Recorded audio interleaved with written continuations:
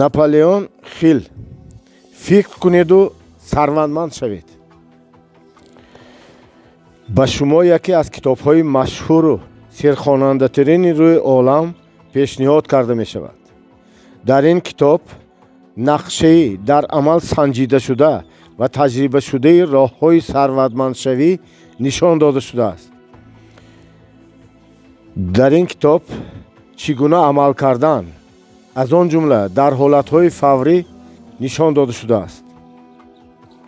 ҳамчунин дар бораи он ки чӣ чиз сабаб мегардад ки инсон ба пеш раваду бахти худро ёбад ва сарваташро зиёд кардан гирад, ҳолон ки баъзе дигарон ҳатто ин корро оғоз карда наметавонанд, нақл карда мешавад. дар ҳақиқат чӣ чиз аст ки ба баъзеҳо худо медиҳаду ба қуввату ба қудрат мешаванду баъзеи дигарон бошанд сусту заифанд? сабаб чист ки баъзеҳо ояндаро дидаю ҳис карда метавонанд ва ҳаракат мекунанд ки ба зарбаҳои тақдир тобоварӣ карда ба сӯи муроду мақсади некашон рафтан мегиранд, ҳолон ки баъзеи дигарон бошанд ба хатогиҳо роҳ медиҳанд ва ягон натиҷа ба даст намеоранд. чанд сол пештар наполеон хил дар суҳбат бо эндрю карнеги, шахси аз ҳама сарватмандтарини рӯи олам, ҳис кард ки ба вай як нӯги сирру асрори бузургеро пай бурдан муяссар гардидааст. эндрю карнеги ба наполеон хил маслиҳат медиҳад ки таҳлил намуда ягон формула ё ин ки рамзи муваффақияту бобароршавиро кор карда барояд, ки ин формула ҳамчун намуна барои ҳамаи оламиён ёрии худро расонад. ин китоб сирру асрори муваффақу бобарор шуданро кушода дода нақшаи амалиро пешкаш мекунад. аз соли 1937 сар карда ин китоб 42 маротиба дар Штатҳои Муттаҳидаи Америка бо тиражҳои хеле калон нашр шуда ба тезӣ ҳамааш ба фурӯш рафта истодааст.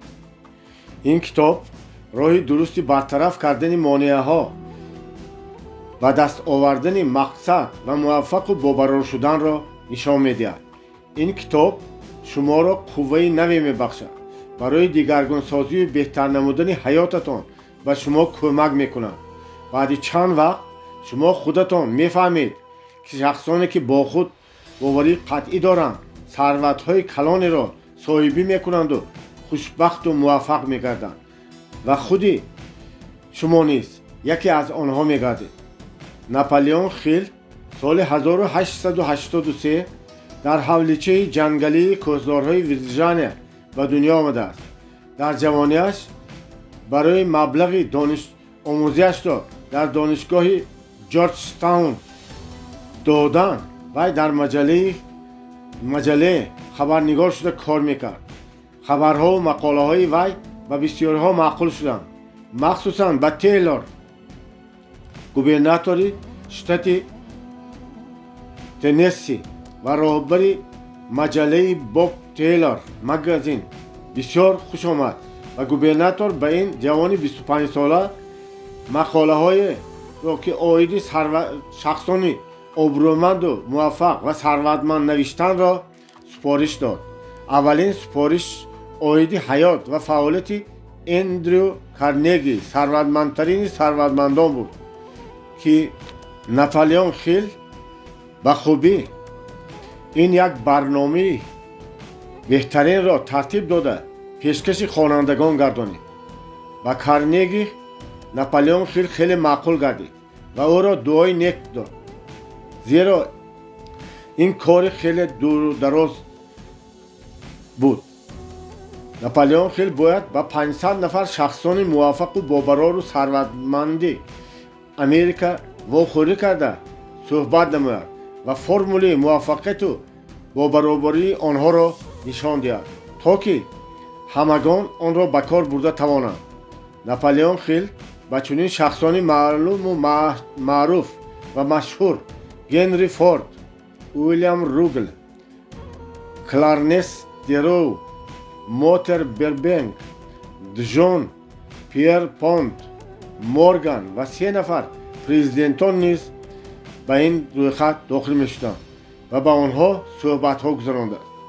расо баъд аз 20 сол пас аз он ки суҳбати байни хил ва карнеги аввалин китоби худро чоп кард, ки ин аввалин хулосаҳои фалсафавии муваффақиятони шахсон, роҳҳои пешравию комёбиҳо ва шахси бобарор шуданашон нишон дода шуда буд.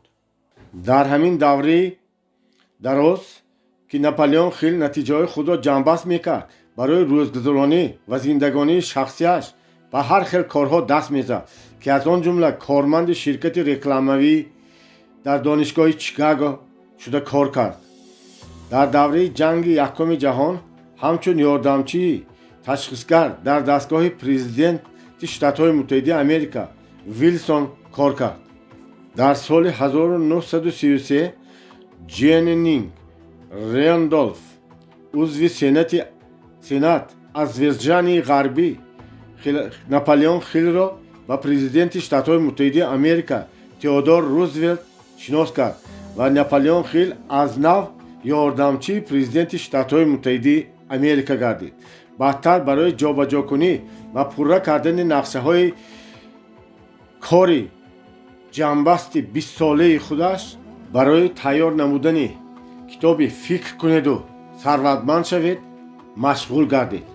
дар соли 1952 баъди ташкили Ассотсиатсияи Наполеон хил ба кори паҳнкунии роҳҳои пешравию муваффақ шудан ва бобарор будан барои фаҳмонда додан ва баъд роҳбарии фонди Наполеон хилро роҳбарӣ кард, ки асосан ба омӯзондан машғул буд. соли 1963 Наполеон хил лоиҳаи наве ба Академияи муваффақиятҳои шахсӣ, ки худаш ташкил карда буд, ба омӯзиши ғоибона ва омӯзиш дар хонаро ташкил кард. ин корро вай дар 80-солагии худаш ташкил карда буд. сарсухан: дар ҳар як қисми китоби ман оиди чӣ тавр пулдор шудан, сарватманд шудан мумкин аст, ё ки сирру асрори садҳо шахсоне ки сарватманду бадавлат шуданд гуфта гузашта шудааст. солҳои дароз ман аз пайи таҳлили хулосабарории пешравии кори онҳо будам. бори аввал оиди ин сирру асрор ман аз Эндрю Карнеги 50 сол пештар фаҳмида будам. пирамарди нуронию меҳрубони шотландӣ гӯё ки ногаҳон беихтиёр онро ба ман, ки хеле ҷавон будам, фаҳмонида дода буд. баъди ин рафтораш вай ба курсии худ дурустар нишаста бо чашмони шарорабораш хурсандона бо диққат ба ман нигоҳ карда пай бурдан мехост, ки оё фаҳму фаросат ва ақлу хиради ман мерасад, ки мазмуни моҳияти зарурии гуфтаҳои ӯро ва мақсаду мароми ӯро фаҳмидаам ё не. вақте фаҳмида боварӣ ҳосил кард, ки ман ӯро пурра ва дуруст фаҳмидаам, он гоҳ аз ман пурсид, ки оё ман барои 20 соли ҳаётамро ё ин ки мумкин аз ин ҳам зиёдтар вақтро барои фаҳмонидану паҳн кардани формулаи ё ин ки рамзи муваффақият, яъне сирру асрори муваффақияту бобарор шудан дар рӯи ҷаҳон, оё ман тайёрам? ман гуфтам, ки ман тайёрам ва ман ба қавли додаам вафо кардам. сирру асрор муваффақиятшавӣ, муваффақшавӣ, бобароршавӣ, пешравӣ, ки аз тарафи назарияҳо ва фикру андешаҳои Эндрю Карнеги, ки мувофиқи ин назария ба вай сарватмандии бемислу монандеро соҳиб гардонидааст, бояд ба дигарон, ки вақту имконияти ҷустуҷӯ ва роҳҳои боигариро намедонанд, бояд фаҳмонида дода шавад, ё ин ки роҳу амали онро нишон дода ба онҳо ёрии амалӣ расонад. Эндрю Карнеги боварӣ дошт, ки ман ҳамаи гуфтаҳои ӯро ба хубӣ фаҳмида омӯхта ба мардумон хоҳ хурду хоҳ калон пешкаш мекунам, то ки онҳо ҳам аз сирру асрори сарватмандшавӣ, аз формулаи он, аз рамзи он огоҳӣ ёбанду шахсони муваффақу бобарор шаванд. вай тасдиқ мекард ки агар ҳамин илми бобароршавию сарватмандшавиро ба ҳамаи мактабҳову коллеҷҳо ҷорӣ карда шавад ва дар ҳолати дуруст омӯзонда тавонистан дар системаи маориф тағйиротҳои револютсионӣ ба амал меояд ва ба муҳлати хониш низ 50% камтар шуданаш мумкин аст. сирру асрори муваффақшавӣ ва сарватмандшавӣ ки дар амал санҷида шудааст. дар қисми имон шумо таърихи аҷоиби Чарлз Шваб ки гарчанде хеле ҷавон бошад ҳам ширкати бузурги United States Steel-ро ташкил кард мефаҳмед. бо ана ҳамон мисол Карнеги боварӣ ҳосил кард ки он формула, он рамзи муваффақият, пешравӣ барои ҳама дар ҳама ҷо ба кор меомадааст. яъне агар майлу хоҳиш бошад, иродаи қавӣ бошад, онро қабул кунад. дар амал татбиқкунонии он аз тарафи Шваб ӯро соҳиби боигариҳои калон яъне $600 миллион гардонед. ана ҳамин мисоли аниқ ки барои ҳамаи онҳое ки ҷаноби Карнегиро мешинохтанд маълум гардид. ва ҳар яки шумо низ метавонед ҳамин тавр амал кунед. ҳамин сирру асрор ба ҳазорҳо мардону занон ҳамчун раҳнамо, ҳамчун раҳкушо гардид. бахт барои бисёриҳо хандид ва онҳо соҳиби сарват гардиданд. баъзеи дигарон бошанд корҳои шахсиашонро ба эътидол оварданд. ҳатто як шахси рӯҳонӣ аз ин маслиҳат хеле оқилона истифода бурда даромади солонаашро аз $75,000 зиёдтар кард. Артур Ниш, тарроҳ аз Синсиати, як корхонаи қариб муфлисшударо гирифта аз рӯи ин формула, аз рӯи ин рамзи муваффақият корро пеш бурд ва соҳиби боигарии калоне гардид. ин корхона ҳоло ҳам дар авҷи тараққиёт мебошад. сирру асрори муваффақиятҳоро ман вақти корманди ширкати рекламавӣ буданам ба ректори донишгоҳи Ласал гуфта будам ва фаҳмонда додам ва ин донишгоҳ дар мамлакат ба яке аз беҳтарин донишгоҳҳо мубаддал гардид. ҳамин сирру асрор дар китоб зиёда аз 100 маротиба такрор карда мешавад. вай номи аниқ надорад ва ман ҳам барои вай номе интихоб накардам. зеро сирру асрорро барои фаҳмидан мо бояд ақлу хирадро, фаҳму фаросатро ба кор барем. маҳз ана ҳамин ба ҳамин далел ҷаноби Эндрю Карнеги ҳам сирру асрорро бо ягон суханаш нагуфт. шахсе ки гӯши шунаво дорад албатта мешунавад. шумо тайёриятонро бинед, зеро сирру асрори муваффақшавӣ дар ҳар як қисм ақаллан як маротиба гуфта гузашта мешавад. ман ба қаноатмандӣ шуморо огоҳ карда метавонам ки шумо аз он чӣ онро мефаҳмед, вале намехоҳам ки шуморо аз шодиҳою хурсандиҳое ки худи шумо аз сирру асрор огаҳӣ меёбед маҳрум кунам. шумо асабӣ рӯҳафтода, мушкилотҳоятон зиёданд ва шумо роҳи ҳалли онҳоро намедонед. инчунин шуморо беморӣ таъқиб мекунад ва беҳолию бемадории домангир аст. пас шумо оиди таърихи навгоние ки писари ман кардааст хонда бароед. зеро вай ҳамаи сирру асрори Карнегиро истифода бурдааст. ҳар шахсе ки аз ин формула, аз ин рамз, ин муваффақият, бурдборӣ, бобарорӣ, сирру асрори он бохабар мегардад, албатта дар дилаш рӯҳбаландии калоне ҳис мекунад ва ба худ боварӣ мекунад ки ӯро муваффақият дар пеш аст. агар шумо дар дилатон шубҳаҳо бошад, пас ба таърихи шахсони муваффақу бобарорро ба хотир оред, ба онҳо ҳавас кунед, ба онҳо пайравӣ кунед ва шубҳаҳои шумо бартараф хоҳанд шуд. барои ҳамаи онҳое ки сирру асрорро донистан мехоҳанд, пас вай ба ҳама яххела хизмат мекунад. ин ҷо соҳиби маълумот будан ягон нақше надорад ва шарт ҳам нест. хеле пештар аз ман таваллуд шудан, сирру асрори муваффақу бобарор будан ба Томас Эдисон маълум гардидааст ва вай ин сирру асрорро чизи ин рамзро чунон моҳирона ва оқилона ба амал ҷорӣ кард ки баъди ҳамин кораш вай ихтироъкори машҳури рӯи олам гардид.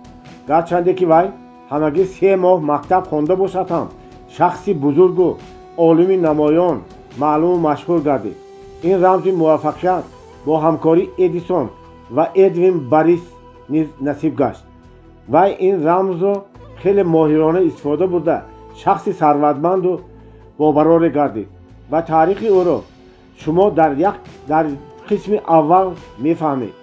ҳамин таърихро хонда истода шумо мефаҳмед ки сарватманд шудан мумкин ва пул, шӯҳрат, хушбахтӣ ба ҳамон касоне ки насиб мекунад ки онҳо ба ин тайёранд ва инро хоҳонанд ва ба худ гӯянд ки ман ба ин муносибам. ман аз куҷо дар бораи ин рамз медонам, дар бораи ин формула медонам? шумо ҷавоби ин саволро ҳатто китобро пурра хонда нашуда ҳам меёбед. мумкин аст ҷавоби ин саволро дар қисми якум ва ё дар саҳифаи охирини китоб ёбед. дар вақти тадқиқотҳои 20-сола ки ман бо хоҳиши ҷаноби Эндрю Карнеги ва дуои некаш сар карда будам, ман ҳаёт ва фаъолияти садҳо инсонҳои маълуму машҳурро таҳлил намудам ва бисёрии онҳо тасдиқ намуданд ки маҳз бо ёрии рамз формулаи муваффақияти Карнеги соҳиби сарват гаштанд. байни онҳо Генри Форд, Уильям Ригл, Ҷеймс Хилл, Ҷорҷ Паркер, Статлер Генри, Чарлз Шоман, Чарлз Шват, Харрис Уильямс ва хеле бисёри дигарон. ин рӯйхати хеле каме аз онҳо мебошад. ҳамаи ин шахсони муваффақ ва бобарор аз рамзи формулаи Карнеги ба хубӣ истифода карда тавонистанд. инҳо онро нишон медиҳад ки ҳар касе ки рамзро формуларо дуруст фаҳмида аз рӯи он амал кунад, албатта ба мақсадҳои некаш мерасад ва сарватманду соҳиби ҷою мақоми арзандаи худ дар ҷомеа мегардад. ман ягон вақт шахсеро дучор нашудам ки аз ин рамз ё аз ин формула илҳом гирифта муваффақ нашуда монда бошад ва ман ягон нафареро намедонам ки ин рамзро надониста шӯҳрат ёфта сарватманд гашта бошад. аз ин гуфта хулоса мебароем ки рамзи муваффақу бобарор будан ин як қисми ҷудонашавандаи омӯзиш мебошад. дар охир худи омӯзиш чист ва ба ин савол ҳам шумо ҷавоби муфассал хоҳед гирифт. гардиши куллӣ дар ҳаёти шумо дар яке аз рӯзҳои нек формула ё ки рамзи муваффақият аз рӯи саҳифаи ин китоб барои шумо бо тамоми бузургиаш аён хоҳад шуд. ба ҳамин рӯз тайёр шавед. вақте ки ҳамон рӯз шуд, шумо албатта онро мефаҳмед. вақте ки шумо нишонаҳои аввалини онро пай мебаред, нафасатонро нигоҳ дошта ба соат албатта нигоҳ кунед.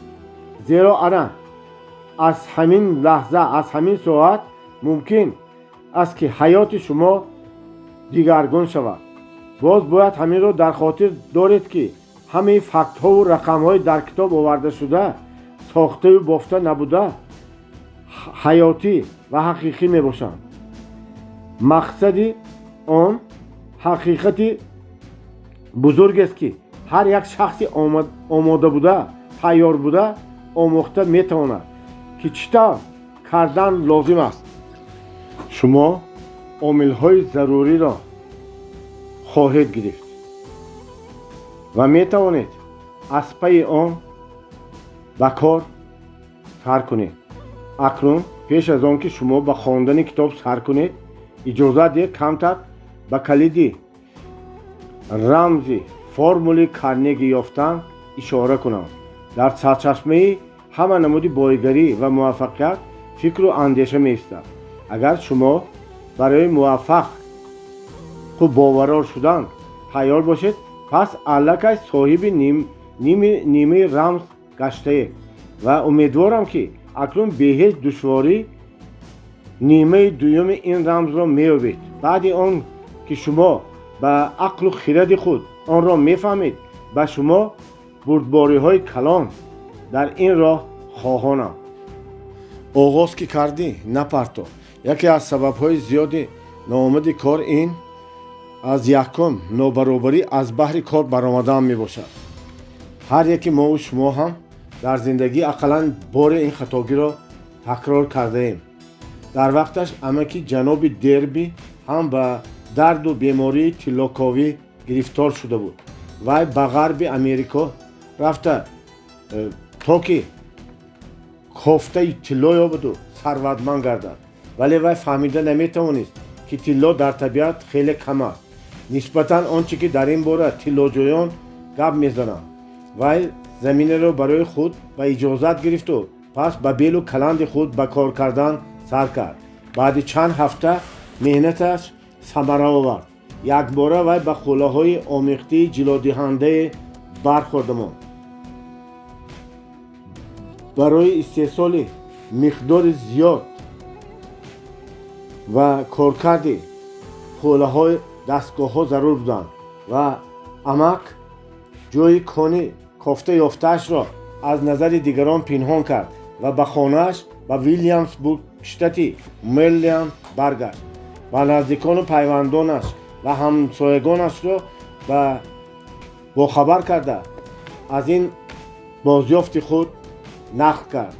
همه‌شان یک جای شده برای خریدن تجهیزات و دستگاه ها و هم برای خراجات نقلیات پول جمع نمودند. بعد امک با همراهی جناب دربی به کار برگشتند. کان را رفته دیدند. یکمی قطارچی و گانچه خوله های آمیخته را برای کارکرد دادند. تحلیل ها نشان دادند که دربی ها یکی از کانهای کلانترین کلرادو را صاحب شدند. چند تای دیگر از همین قطارچه و گانچه کفایتی کرد که تا همه خراجات های آنها تا این دم کردنشان را پوره پوشانند و باقی مانده اکنون فقط برای فایده بود. آنها با جد و جهد زیادی از پی کار شدند. کار خیلی خرمانه پیش می رفت و جناب دربی و امکش از این کارشان امیدهای کلانی داشتند. ولی یک باره چی شد که دیگر خوله ها پیدا نشدند. آنها باز هم چقرتری کان را کافتن گرفتند تا که باز قبط های طلادار را یابند، ولی دیگر پیدا کرده نتوانستند. در آخر از بحر کار برآمدند و دستگاه ها را به کهنه فروشان فروختند و به منزلشان برگشتند. همان شخصی که دستگاه های آنها را خریداری کرده بود مهندسی کوهی را به کان گرفته برده نشان داد. مصلحت پرسید. مهندس همه کان را با دقت دیده برآمد آموخت. بعضی حساب و کتاب ها را کرده خلاصه برآوری کرد که صاحبان پیشینه کان کمی نادرست‌تر پرمه کردند و از بعضی قاعده های جایگیرشوی کانها بیخبر بودند. از روی حساب و کتاب این مهندس قبط طلادار از جای کافته جناب دربی و امکش همگی 3 فوت کنارتر جای گرفته است و در حقیقت هم همین طور بود. این شخصی که دستگاه ها را خریده بود میلیون ها دلار درآمد کرد. وی خیلی خوب میدانست که پیش از آن که از بحر کار برآمدن باید و فکر و مصلحت متخصصان ضروری را گرفتن لازم بود. موفقیت پیش از مغلوبیت اگر خواهش باشد البته طلا می شود. از همان دوره‌ای که جناب دربی از کان امیدش را کنده بود او با دیگر راه واسطه صاحب بایگری زیادی گردید. وی کارمند سوغورته گردید و اکنون از درسی از زندگی پیش گرفته‌اش او را هوشیاری کرده بود. وی می گفت که وقتی که طلا در زیر پایم بود من کار را پرتافتم. اکنون دیگر این خیل نمی شود. اکنون کار را دیگر خیل می کنم و هیچگاه از نقشه کشیدم و راه پیش گرفتم عاقب نمی گردم. دردی یکی از همان شخصان کمی موفق گردید که دوام 1 سال قریب میلیون سوغورته را فروخته بایگری کلان به دست آورد. پیش از آن که به شما موفقیت را соҳиб шавед, мумкин пештараш ягон нокомӣ ё ин ки мағлубият шуда монад. шумо бояд тоқат карда онро паси сар кунед. ҳақиқатан вақте ки ягон ноумеду бебарори кор шуда монад, бисёриҳо рости осони қулайро пеш мегиранд, яъне аз баҳри кор мебаранд. муаллифи ин китоб бо зиёда аз 500 нафар шахсони бобарору муваффақи Америка вохӯрда суҳбатҳо кардааст, таҳлилу хулосабарориҳо намудааст. қариб ҳамаи онҳо мегӯянд ки муваффақияти аз ҳама калони онҳо баъд аз мағлубияташон ба даст омадааст. ана ҳамин тавр хеле ҳам шудааст ки мағлубият як қадам аз муваффақият пештар аст. албатта баъди ин шахс ҳаловати зиёдеро эҳсос мекунад. баъди он ки ҷаноби Дерби соҳиби унвон гашт, хост ки аз кори дипломии худ оиди конҳо, яъне конҳои тиллодор хулосабарорӣ кунад. тақдираш ба вай имкон дод ки вай фаҳмида тавонист ки не на ҳама вақт не мебошад, яъне калимаи не дар ҳама вақт не мебошад. вай як рӯзе ба кори амакаш барои ордкунии гандум ёрӣ мерасонид. амакаш як фермаи калонеро идора мекард. дар он ҷо зиёда аз 100 нафар кормандон кору зиндагӣ мекарданд. дари осиё оҳиста кушода шуду ба осиё як духтарчаи майдаyak дар омада омад. амаки Дерби сарашро бардошту ба духтарча бонг зад. ту чӣ мехоҳӣ? духтарча кӯтоҳакак ҷавоб дод. модарам гуфт ки ба вай 50 сент диҳед. ман ҳеҷ чиз намедиҳам. хона рав, ба хона, гуфт амаки Дерби. ҳақ хуб ҷаноб, гуфта розӣ шуд духтара, вале аз ҷояш наҷунбид. амак кор мекард ва саргарми коркунӣ шуда пай набуд ки духтарча ҳоло ҳам нарафта дар ҷояш истодааст. вақте ки вай сар боло карду духтарчаро дид, ба вай фарёд зад. ман ба ту гуфтам ки ба хона рав, вагарна ман ба ту нишон медиҳам. ҳақ хуб, гуфта розӣ шуд духтарча ва боз ҳам наҷунбида дар ҷояш истод. амакаш аз дасташ халтаи гандумдорро партофту як тахтаи бочкаро ба даст гирифта бо ҷаҳл ба тарафи духтарча рафт. Дерби ки хулқу атвори хеле асабонии амакашро хуб медонист, дами дарун оқибати корро бад ҳис мекард. вақте ки амаки Дерби ба назди духтарча омад, духтарча як қадам ба пеш гузошту бо овози баланд гуфт. охир ба модарам ҳамин 50 сент хеле зарур аст. амаки Дерби дар ҷояш истод. андаке ба рӯи духтарча нигоҳ карду баъд оҳиста тахтаи дар даст доштаашро ба замин гузошту дасташро ба кисааш дароварда аз он як $5 берун карда ба духтарча дод. духтарча пулро гирифту ба қафо гашту ҳамон шахсеро ки мағлуб карда буд нигоҳкунон рафт. баъди рафтани духтарча амаки Дерби ба болои як қуттӣ нишаст. ба гирду атроф нигоҳ карда монд. мумкин вай дар бораи он ки чӣ тавр ӯро зарбае ба асабҳояш заданд фикр мекард. ҷаноби Дерби ҳам ба фикр фурӯ рафт. аввалин бор дар умраш вай медид ки чӣ тавр як бачаи хурдакаки сурхпӯст ба як шахси сафедпӯсти калонсол фармон медод. чӣ хел ин ба вай даст дод? ба амакаш чӣ гап шуд? чӣ боис гашт ки ҳамаи ҷаҳлу ҷадали шермонанд якбора паст шуда хеле ором гардид? аз кадом қувваи номаълум истифода бурда духтарбача вазъиятро пурра идора кард? ана ҳамин ва боз чандин саволҳои дигар дар майнаи Дерби пайдо шуданд, вале солҳои дароз ҷавобе ёфта наметавонист. фақат вақте ки ҳамин таърихашро дар ҳамин осиёи қадима ба ман гуфта дод, ҳа ё ки дар не пинҳон шудааст. мо дар ҳамон осиёи кӯҳна истода ҷаноби Дерби ки ғолибияти он бачаро такрор карда пурсид, шумо аз ин чӣ хулоса бароварда метавонед? бача кадом қудратро дошт ки амаки бадҷаҳли маро мағлуб карда тавонист?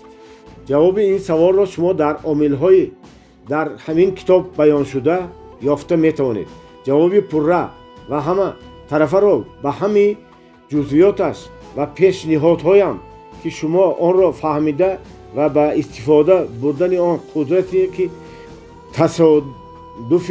تصادفاً بچه از آن استفاده برد می توانید استفاده برید. شما به فکر خود تیار شدن گیرید، زیرا در قسم آینده این کتاب شما تأثیر عمل این قدرت را که به دخترچه یاری رسانده بود می بینید. نظریه های این کتاب به شما امکانیت می دهد که از شرایطی به شما موفق شده درست استفاده برید. آگاهی و فهمیدن مقصد و مطلب ممکن است که در وقت خواندن قسم یکم و یا یگان قسم دیگر به شما واخورد و همچنین یک نظری عمیق و یا اینکه همچون نقشه که به خاطر حادثه های گذشته را که ناآمد کاری بود و در شما خواهش و میل پیدا می شود، آن شما را که شما آن گم کرده های خود را از نو دیگر حال پره می کنید. وقتی که من به جناب دربی خاراکتر این قدرت را فهماندم که چی طور آن دخترچه تصادفاً آن را استفاده بود و اقرار شد که استاژ 30 ساله کاری سوغورتا که به وی موفقیت آورده است از افتش فایده همان درس است که از آن دخترچه میده‌یک گرفته است می باشد. جناب دربی علاوه تاکید کرد که هر وقتی که به من کاغذ سوغورتا را برگردانده دادنی می شدند، من در حال همیشه همان دخترچه را به خاطر می آوردم. چشمکان خرد که ناترسانه و درخشانش را به یاد آورده می گفتم من باید این معامله را گذرانم. گفتن لازم که قسم زیادی کاغذهای سوغورتا را من بعد نیه گفتن آدمان به آنها فروختم. درباره خطاگی کردم اوید تاریخ طلاکابی را هیچگاه از یاد فراموش نمی کنم. این تجربه خواست خداست و من از این بسیار چیز آموختم. هر قدر چگیل باشد هم راه یافته پیش رفتن را آموختن لازم. در حقیقت تقدیر همین است که من باید از همین راه گذرم تا که در حیات چیزی را صاحب شوم. در این تجربه های جناب دربی یگان عجایبات نبود. ممکن که آنها در تقدیرش بودند و برای وی آینده وی ضروری بودند. وی از این دو درس زندگی خلاصه ضروری برآورده توانست. تحلیل کرده آنچه را که از این آموختن ممکن است آموخته توانست. اما برای شخصی که وقت ندارد و نابرابری های خود را آموختن نمی خواهد که همان دانه پرباری ثمرناک را کافته یابد تا که آینده این دانه کلان شده او را موفق و باقرار گرداند. چطور و از کجا آموختن ممکن است که از نابرابری ها خلاصه براری کرده شود تا اینکه کوپرو گردد برای به مقصد رسیدن و موفق شدن. انا برای به همین سوال ها جواب دادن من این کتاب خود را نوشتم. موفقیت این نظری یگانه عمیق است. من به سوال ها جواب داده ایستاده 13 عامل مهم را گفته می گذارم. اگر در وقتی نظارت کردن از این عجایبات های حیات سوال ها پیدا شده مانند، پس در وقت خواندن ممکن است که جوابی سوال ها در معنی شما با نمود لایحه یا خود که نقشه در وقت خواندن کتاب پیدا می شود. برای موفقیت نظری سالمی عمیقی یگانه ضرور می باشد. عامل هایی که نشان داده شده در اصل همان اصول های و راه های نظریه های مفید می باشند. پیش از آن که این موضوع را از نزدیکتر دیده برایم می خواهم که شما اوید این مسئله فکر و اندیشه رانید. وقتی که به ثروتمند شوی سر می کنید پول ها خیلی به تیزی و مقدار زیاد آمدن می گیرند که کس حیران می ماند که اینها پیش کجا پنهان شده بودند. اصلا موافق فهمیش اکثریت آنهایی که ثروتمند می شوند این کار خیلی زیاد و پرمحصول مهنت می کنند، ولی وقتی که شما اندیشه میکنید و ثروتمند میشوید. البته فرق کرده میتوانید که عقل و فهم شما خودش برای این کار آماده است و همچنین نیت های عمیق شما و کمتر مهنت جسمانی کفایه است. پس شما و عموما دیگران هم باید که معینه سر خود را به آن حالتی که به خود پیدا کردن ثروت موافق کردن ضرور می باشد. من دوام 20 سال اویدی همین مسئله مشغول شدم. خیلی هم دانستم میخواستم که چطور ثروتمندان باز هم ثروتمندتر میشوند. وقتی که شما در عمل عنصرهای همین فلسفه را اجرا میکنید، نظارت برید که واقعیت مالیوی شما بهتر شدن میگیرد و آن چرا که این را شما با آن دست برسانید از آن شما خواهد شد. این مگر غیر امکان است؟ نه، این ممکن می باشد. اکثریت از آن ضرر می بینند که با آنها کلمه غیر امکان را می دانند. همینطور همه قاعده هایی که کار نمی دهند می دانند. همه کاری را که کردن ممکن نیست از خودی می دانند. این کتاب باشد برای آنها نوشته شده است که آنها قاعده و راه هایی که ثروتمند شوی را جویا می باشند و می خواهند که شخصی موفق و باقرار گردند. انا برای همانها نوشته شده است. موفق شوی و باقراری نصیب آنها می گردد که آنها درباره ثروتمند شوی فکر می کنند. نابراری و شخصانی همراه است که آنها عاید نابراری فکر می کنند. مقصد و مضمون این کتاب از آن است که به همه خواهشمندان صنعت دیگر کردن فکرانی منفی را به فکرانی مثبت برگرداندن، یعنی از نابراری با موفقیت گرداندن فکرانی مدد میرساند. ولی در همه ما باز یک کمبودی هایمان هست که همه چیز را ما عادت کردیم که به نظر و اندیشه های خود، فهمیش خود بها میدیم. من باوری دارم که در بین همه خوانندگان این کتاب هم شخصانی هستند که به ثروتمند شدگان خودشان باوری ندارند و هم به ثروتمند شدن خودشان هم باوری ندارند. سبب چی؟ سببش آن است که فکر و اندیشه‌رانی آنها در مدت دراز در محیط قشاقی، ناداری و نابراری ها تشکیل یافته است. و خاطر من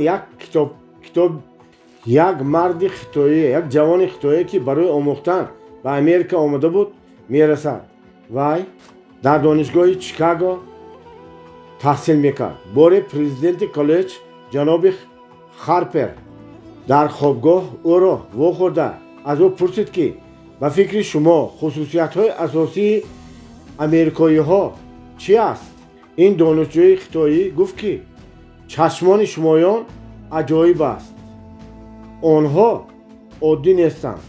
درباره این خطایی چی هم گفتن ممکن است. ما اون چرا که نمیفهمیم و آن باور نمی کنیم. همه ما باوری داریم که همه نمود ما، ظاهری ما این همین درست و همین خیلی باید شود، اصلی است و آنهایی که به ما مانند نیستند، یعنی چشمان این خطایی دیگر است و چشمان ما دیگر و فرق میکنم. میخواهم پس البته میشود. وقتی که هنری فورد автомашини маркаи машҳури V8 ро истеҳсол карданӣ шуд, вай хост ки муҳаррикӣ созад ки дар он ҳамаи 8 силиндриҳояш дар як блок ҷой гирифта бошад. гуфта ки шуд, пас иҷро кардан лозим буд ва Форд супоришҳои заруриро дод. ҳама муҳандисону мутахассисон якдилона баён карда гуфтанд ки 8 силиндро дар як блок якҷоя кардан ғайриимкон мебошад.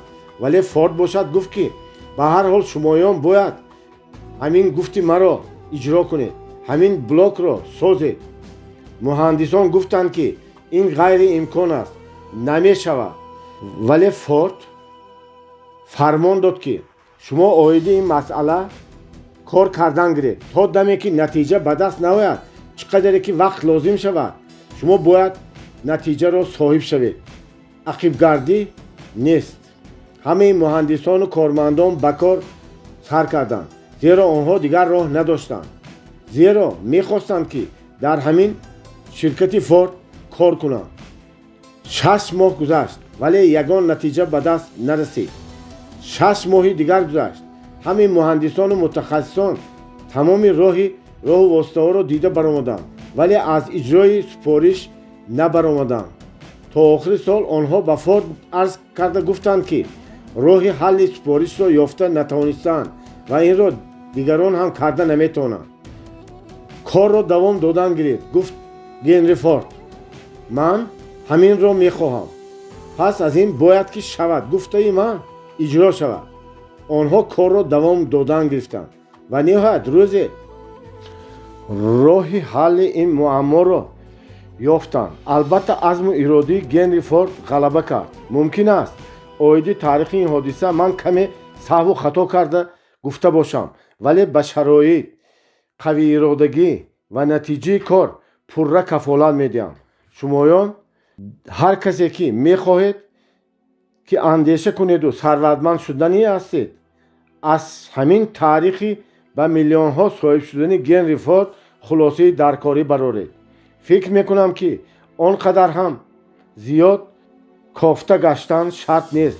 Генри Форд шахси муваффақу бобарор шуд, зеро ки вай усулҳо ва омилҳои муваффақиятро фаҳмида онро дуруст қабул карда тавонист. яке аз омилҳо мақсади худро ба хубӣ донистан ва кадом натиҷаро ба даст оварданӣ мебошад, ҳаминро пешакӣ фаҳмидану эҳсос кардан аст. ҳамин таърихчаи Генри Фордро аз хотир набароред, махсусан сирру асрори ба даст овардани муваффақиятро, яъне таърихи ба мақсад расиданашро. агар шумо ҳаминро фаҳмида бошед ва омилҳои асосиеро ки Форд истифода бурда тавониста сарватманд шудааст ҷудо карда тавонед, пас барои чӣ шумо ҳам ҳамин тавр карда натавонед? ба пешниҳоду маслиҳатҳои кардашуда бояд ҷавоб додан шарт аст. шоире ки ҳақиқатро баён кард. вақте ки хеле сатрҳои бузургонаи худро навишт, яъне ман соҳиби сарнавишти худ ҳастам ва ман роҳбари рӯҳу ҷони худам мебошам. вай мумкин аст ки гуфтан мехост ки ҳамаи мо ба тақдирамон соҳибӣ карда метавониму роҳбари рӯҳу ҷони худ ҳастем, зеро мо фикру андешаи худро назорат карда метавонем. вай аз афташ медонист ки ҳамаи фикру андешаҳое ки майнаи сари моро фарогиранд дар ақлу хирадамон ҳамоҳанг мешаванд, зеро ҳамин ақлу хиради мо аллакай барои иҷрои фикру андешаҳо лозимӣ ба мо қувваи қудрат меоранд. вай гуфтан мехост ки то вақте ки мо сарватҳои бемислу монандро соҳиб шавем, аввал бояд зеҳни мо, аввал бояд ақлу шуури мо, ақлу хиради мо бояд ин хоҳиши моро дошта бошанд, аз рӯи он ки ҳар чӣ қадар нақшаҳои аниқро мушаххасро андешида тавонем.